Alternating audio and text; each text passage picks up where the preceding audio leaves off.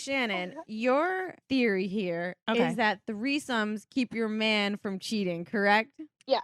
Holy shit. Let's hear it. I love this. Okay, well, me and my man met maybe like about 6 years ago.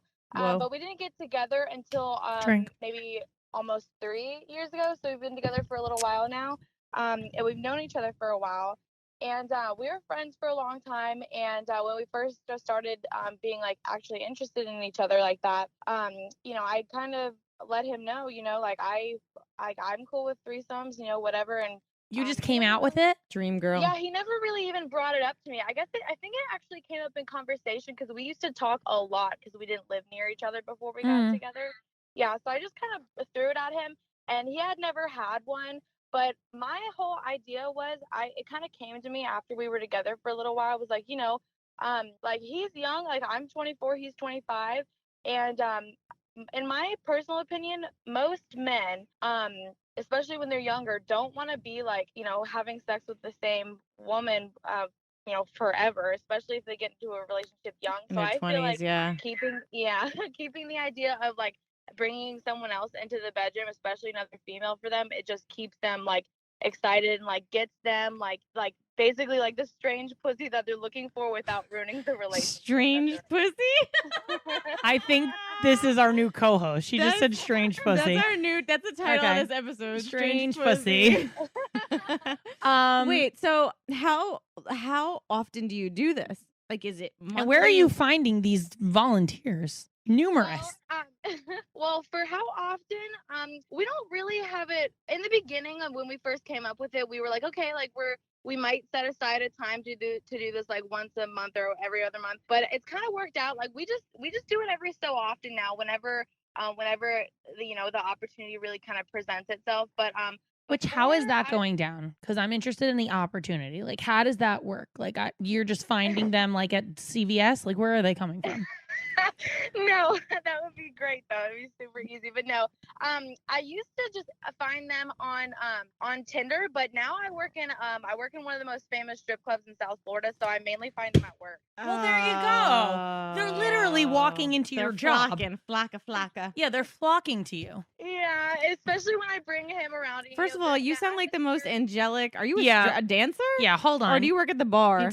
Are you a shot girl? I'm a dancer. You sound like the most angelic dancer I've ever heard. Now, if we were, how would this go? Me and Jessica are visiting Florida, and we go to the bar to go to a strip club. How do you approach us? Basically, it would be me approaching you guys first. So, like, some girls I have found kind of get a little bit, they feel maybe a little bit pressured or intimidated when you, like, someone approaches them with their man, and then they start talking about, like, you know, you want to hang out, come home with us, whatever. So now, even when my man gets hit on, if I'm not there, he directs all females that he's interested or finds attractive to me. You see, this is part of the Trey's tips. Yeah. Yeah. So I'll like either approve them or whatever, or talk to them and find out. Like, he basically gives them all to me if he finds them. If I find them, he's usually cool with whoever I find because they're always going to be hot. Okay, so then how do you like be like, oh, hey, want to come home? Yeah, I mean, I think, I like to think at least, that I'm pretty good at like talking, especially like talking people into something that I want them to do. So you're a Scorpio. Interesting. Yeah. So just to prove your theory correct, do you feel like your man, like you're not going through his phone, like you feel like it keeps his eyes from wandering because he knows you're cool with it? Why would he fuck it up? Right, exactly. Why would he? And he's verbally expressed that to me before, because, you know, we first got together. I obviously, when you're in a new relationship, you have those kind of insecurities, like, oh, would you ever do this? Would you ever do that? He's verbally explained it to me before. And also he's just, I've seen it. It's his actions explain themselves because I never see him hiding his phone. I know his passcode if I want to go through it. Not only that, but you guys have a different form of trust because you're a dancer. So he already has a total understanding of your job. So he's not worried about you. Therefore, you're around guys that are Yeah, but touching he you. trusts her. Doesn't necessarily that's mean what I'm she saying. has to trust him. No, but I'm saying like he is totally like, listen, my girl has all these guys over her all the time and I have to trust her. So therefore, if I have girls over me, she's got to trust me. We have a mutual understanding. It's more of a,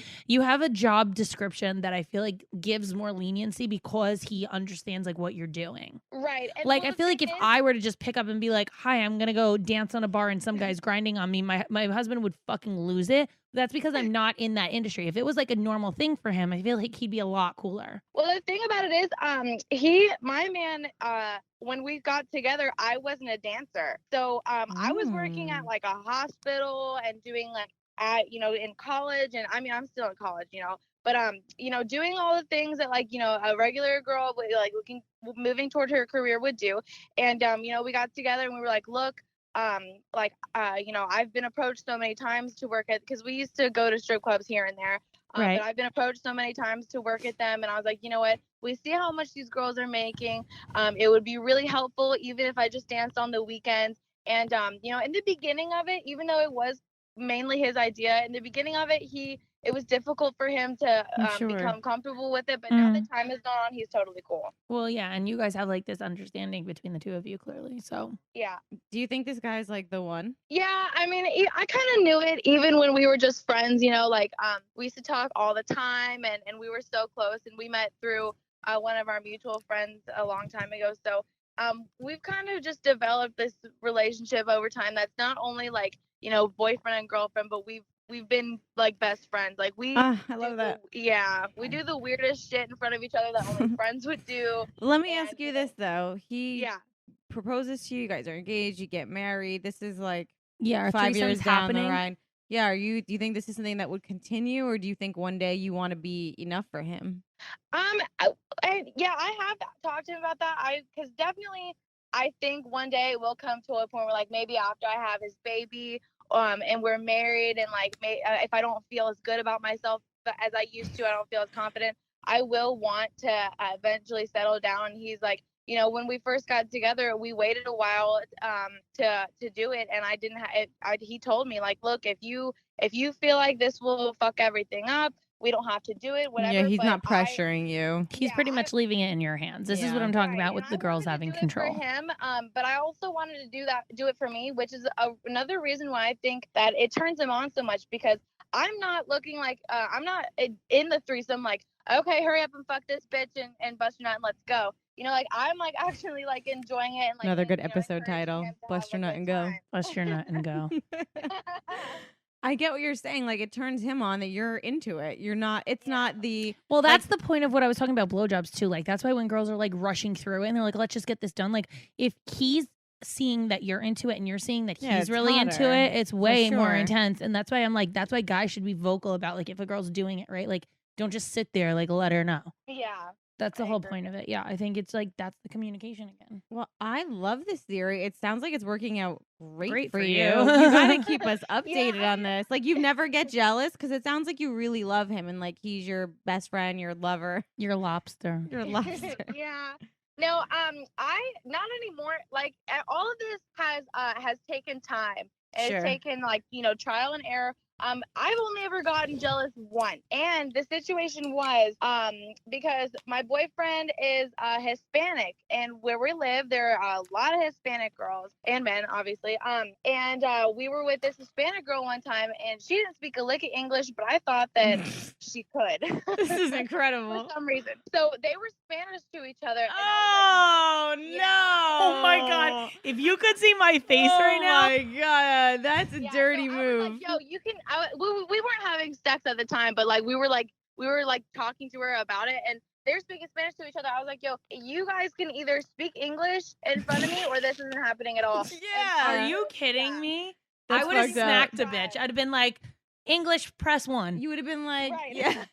No, I was like, I told my boyfriend, I was like, you can speak, 1, 2, 3, like yes, no, maybe to her, and then we can try to, but you're not going to speak a language to her that I don't understand. 100%. It just didn't. Yeah, I was like, no, we're leaving. I got up and left. So that was it. What the motherfucker ain't talking Spanish to anybody ever again? No. He's fucking signing to bitches. But Hi. please talk Spanish You put to me. me put my dick in you because Jessica's Spanish is just A+ worthy. Me put my dick in you, Jessica. Wow, amazing. That is incredible.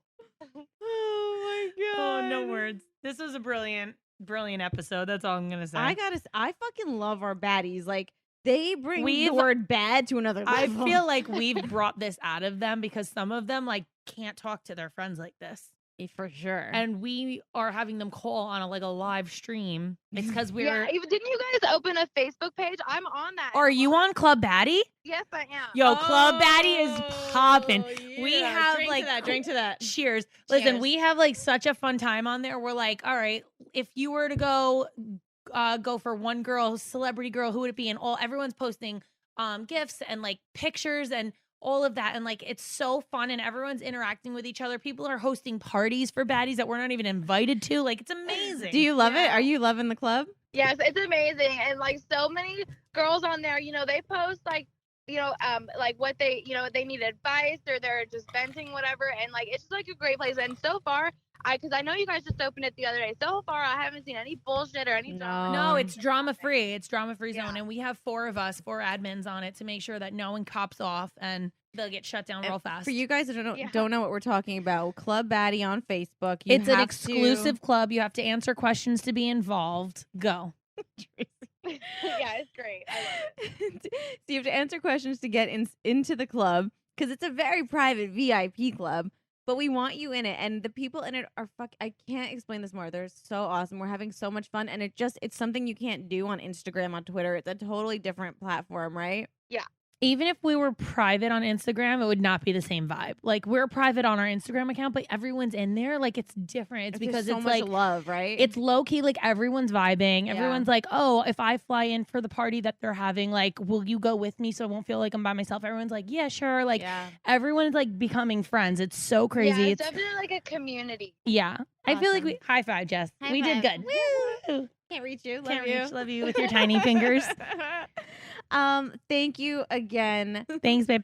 Bye. All right, bye. Oh my God, that was such a sick story. Our baddies are bad. I didn't know all of that. No, just she went told into me- detail. Yeah, she went into detail. She sounds like such a sweet little angel who has She regular did. threesomes. She has the sweetest innocent voice I that she gives know. out this innocent vibe, and she's like, "Oh no, I'm a dancer and I love threesomes," and we're like, "Was not expecting that."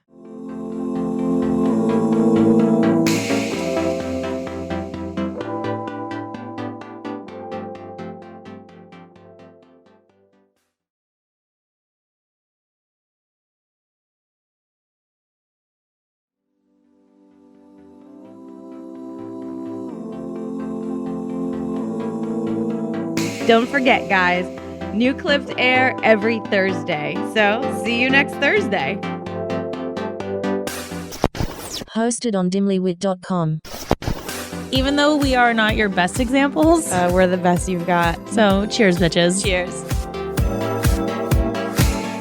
Make sure you subscribe to our channel for updates, and if you like this clip, share it with a friend.